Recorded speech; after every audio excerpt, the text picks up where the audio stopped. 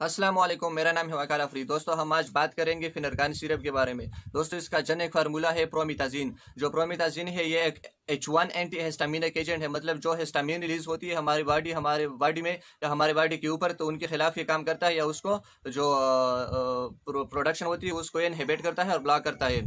जो हिस्टामिन है ये एक अमाइन है जो कि प्रोड्यूस होती है एक अमाइनो एसिड से, जिसका नाम है हिस्टिडीन। और ये उस वक्त रिलीज हो जाता है हमारे बॉडी में जब हमारे बॉडी में या हमारे बॉडी के ऊपर एलर्जिक रिएक्शन होते हैं। इसके बाद दोस्तों हम यूज की तरफ चलते हैं कि इस सिरप को हम कौन सी बीमारियों के दौरान इस्तेमाल कर सकते हैं। सबसे पहली बात यह है कि इस सिरप को जो 2 साल से कम बच्चे होते हैं उनको आपने ये नहीं देना, वो इस्तेमाल नहीं करेंगे इस सिरप को। जो ये सिरप है ये हम एनाफाइलेक्टिक रिएक्शन में इस्तेमाल कर सकते हैं। अगर किसी बंदे में रिएक्शन मतलब किसी ड्रग की वजह से उसके बॉडी में रिएक्शन प्रोड्यूस हुए हैं, तो फिर वो ये सिरप इस्तेमाल कर सकता है। अगर उसका जो स्किन है वो रेड हो चुका है या उसके स्किन के ऊपर दाने रेड किस्म के दाने आ चुके हैं, तो उसमें ये सिरप इस्तेमाल कर सकते हैं। इंसेक्ट बाइट्स में इस्तेमाल कर सकते हैं। अगर किसी बंदे को कीड़े मकोड़े ने काटा है और उसके स्किन के ऊपर मतलब रेडनेस और ये रेड किस्म की दाने आ चुके हैं, तो उसमें आप ये सिरप इस्तेमाल कर सकते हैं। अर्टिकेरिया में इस्तेमाल कर सकते हैं।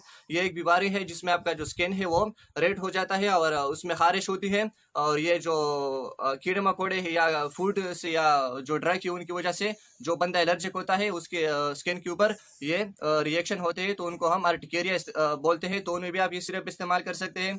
सिडेशन के तौर पर भी इसको इस्तेमाल कर सकते हैं। अगर आप मतलब आपको नींद नहीं आ रही तो उनके नींद आने के लिए आप ये सिरप इस्तेमाल कर सकते हैं। लेकिन जब आप सिडेशन के तौर पर इस सिरप को इस्तेमाल करते हो तो 10 दिन से ज़्यादा इस्तेमाल ना करो, क्योंकि इस सिरप की ज़्यादा यूज़ की वजह से जो आपका सेंट्रल नर्वस सिस्टम है जिसमें आपका ब्रेन आता है और स्पाइनल कार्ड आता है वो डिप्रेस हो जाते हैं।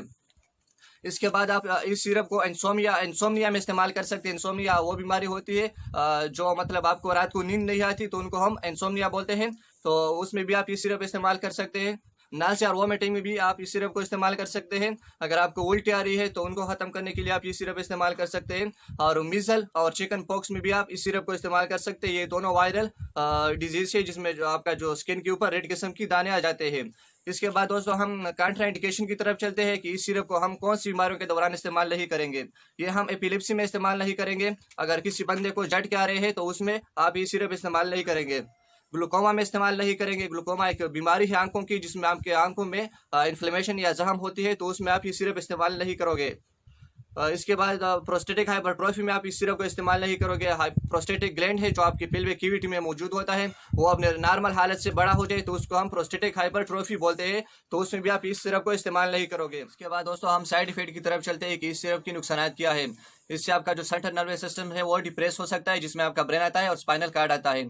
इससे आपका जो माउथ है, जो मुंह है, वो खुश्क हो सकता है, जिसको हम ड्राई माउथ बोलते हैं। जो आपका विजन है वो ब्लड हो सकता है, वो धुंधला सा हो सकता है। जो आपकी नज़र है, अगर आप इस सिरप को बहुत से टाइम के लिए इस्तेमाल करते हो, इससे आपका जो रिस्पायरेटरी सिस्टम है वो डिप्रेस हो सकता है, मतलब आपको सांस लेने में तकलीफ होगी अगर आप इस सिरप को बहुत से टाइम के लिए इस्तेमाल करते हो।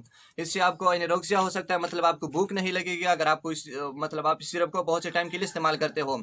इससे डिजीनेस प्रोड्यूस हो सकता है, जिसको हम चक्कर आना बोलते हैं, अगर आप इस सिरप को बहुत से टाइम के लिए इस्तेमाल करते हो। दोस्तों, ये थी आज की वीडियो। अगर आपको ये वीडियो पसंद आई हो तो प्लीज़ इस वीडियो को लाइक कीजिए और अपने दोस्तों के साथ शेयर कीजिए, और मेरे चैनल को ज़रूर सब्सक्राइब कीजिए, क्योंकि मुझे आपकी सपोर्ट की ज़रूरत है। और आप मेरी वीडियोस को देखते हैं लेकिन मेरे चैनल को सब्सक्राइब नहीं करते, तो प्लीज़ मेरे चैनल को ज़रूर सब्सक्राइब कीजिए। फ़ी अमान अल्लाह।